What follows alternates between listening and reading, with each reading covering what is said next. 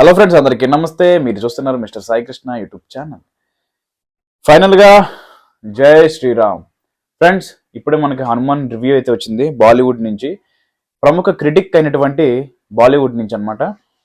ఈయన ఇప్పుడే మనకి ట్విట్టర్లో హనుమాన్ రివ్యూ పోస్ట్ చేశారనమాట.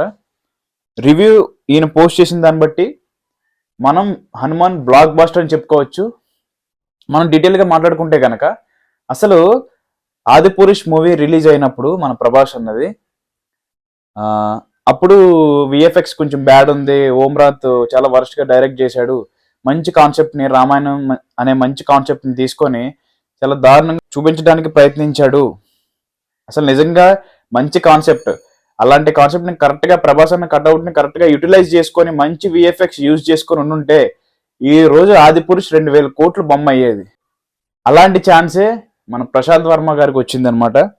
హనుమాన్ అంటే దేవుడి కంటే ఎక్కువ, సూపర్ హీరోస్ కంటే ఎక్కువ, అందరికంటే ఎక్కువ, అసలు ఆయన మించిన గాడ్ ఎవరున్నారు, ఆయన మించిన పవర్ఫుల్ సూపర్ హీరో ఎవరున్నారు అనే కాన్సెప్ట్ని కొత్తగా చూపించడానికి హనుమాన్ని ఒక సూపర్ హీరోగా, మన దేవుడిని ఒక సూపర్ హీరోగా చూపించడానికి ప్రశాంత్ వర్మ అయితే చాలా ప్రయత్నించారు. సో ఎప్పుడైతే ఆదిపురుష్ మూవీ రిలీజ్ అయిందో అప్పుడు హనుమాన్ టీజర్ అయితే వదిలేరు అనమాట. వదిలిన తర్వాత ఆయన యొక్క విఎఫ్ఎక్స్ కానీ, ఆయన యొక్క డైరెక్షన్ కానీ, ప్రతి సీను ప్రతి షాట్ కూడా చాలా వండర్ఫుల్ సినిమాటిక్ ఎక్స్పీరియన్స్ ఇవ్వబోతుందని అయితే మనకు టీజర్ చూసినప్పుడు అర్థమైంది. సో ఫైనల్గా మనకి మూవీ అయితే రిలీజ్ అయిందనమాట. ఎన్నో అడ్డంకులు దాటుకొని, ఎన్నో థియేటర్స్ ఇష్యూస్ దాటుకొని ఫైనల్గా హనుమాన్ మూవీ అయితే రిలీజ్ అయింది. సో మూవీకి సంబంధించిన రివ్యూ అయితే మన తరణ్ ఆదర్శ్ గారు పోస్ట్ చేశారు ట్విట్టర్లో. ఆయన ఏమంటున్నారంటే, ఫ్యాసినేటింగ్, రేటింగ్ వచ్చేసి 3.5 ఇచ్చారు.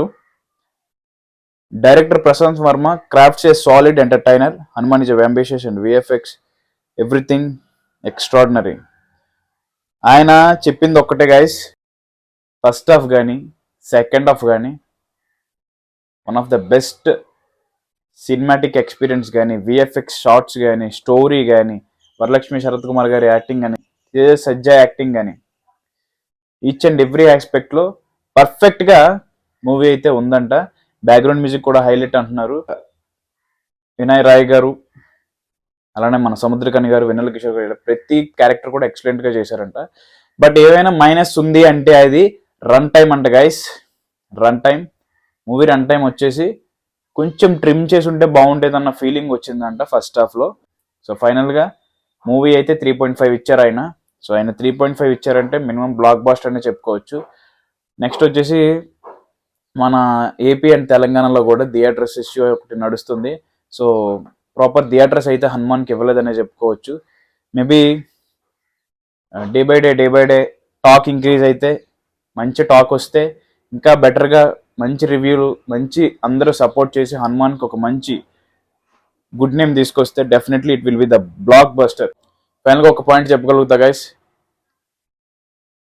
ఇదర్ ఇది ఎవరైనా సరే మన దేవుడిని, మన హిందూ దేవుడిని కరెక్ట్గా చూపించి, కరెక్ట్గా మన చరిత్ర మనకి చెప్పగలిగే ప్రయత్నం చేసినప్పుడు, అది సక్సెస్ అయినప్పుడు మనం దాన్ని ఎంకరేజ్ చేయడం మన యొక్క ధర్మం.